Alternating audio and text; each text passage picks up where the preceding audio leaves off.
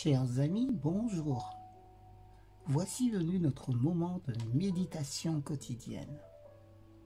Le titre de notre présentation, le temps de la visitation de Dieu. Que n'as-tu, toi aussi, connu en ce jour-là, ce qui procure la paix? Tu n'as pas connu le moment où tu as été visité. Luc chapitre 19, versets 42 et 44. Nous devrions en savoir plus que quiconque sur le temps de la visitation de Dieu. L'idée de visitation dans la Bible implique généralement une intervention spéciale de Dieu dans les affaires des hommes. Ne pas reconnaître ce temps entraîne de graves conséquences, car cette erreur fait apparaître un grave déclin de la clairvoyance et de l'expérience spirituelle.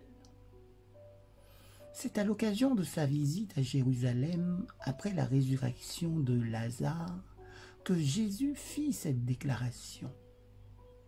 La population de Béthanie formait une procession triomphale et chantait les louanges du Christ. Hosanna au Fils de Dieu. Matthieu chapitre 21, verset 9. Arrivé en vue de Jérusalem, Jésus s'arrêta.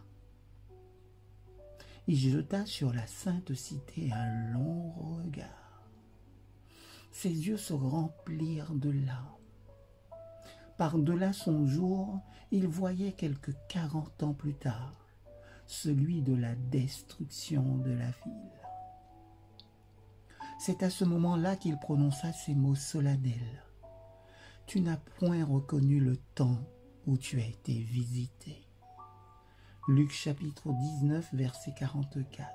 « Voici que votre demeure va vous être laissée déserte. » Matthieu chapitre 23, verset 38. Posons-nous la question, posons-la à nos familles, à propos de nos lieux de travail, de nos plaisirs, de nos allées et venues. Savons-nous mieux discerner les temps que les Juifs d'alors? Ce serait une chose extraordinaire que nous soyons maintenant incapables de reconnaître une fois encore le temps du jugement du Christ et de sa visite au monde. Vivre dans l'attente du prochain retour de notre Seigneur devrait nous pousser à nous préparer à sa rencontre. C'est le moment d'avoir une nouvelle vision spirituelle, d'acquérir une puissance nouvelle, un désir plus chaleureux, un amour plus pur pour le Christ.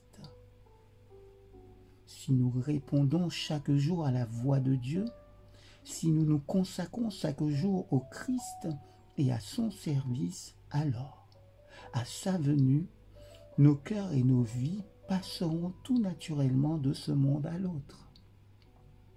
Assurons-nous que tout est en ordre en nous. Cherchons premièrement le Christ et son royaume. Faisons de la vie avec lui notre norme, notre but suprême. Amen.